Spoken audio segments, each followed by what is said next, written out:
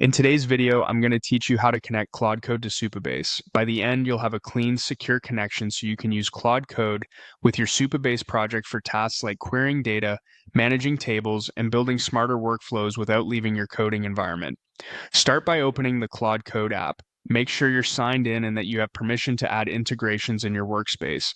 It also helps to already be logged into your Supabase account in your default browser, so the authorization step is seamless. Inside Claude Code, look for the Customize option.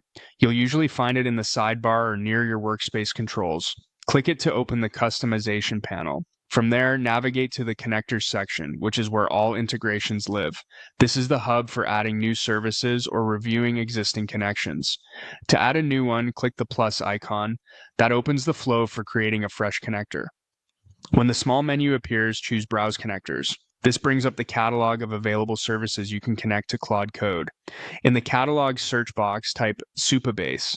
Spelling and case aren't critical here. The search will find it. When the Supabase connector appears in the results, click it to open its details page.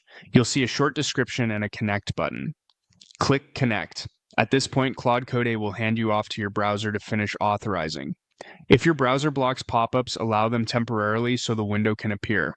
You'll see a page requesting API access on behalf of Claude Code.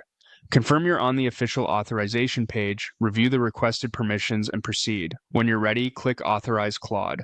This grants the integration the access it needs to work with your Supabase project through Claude Code.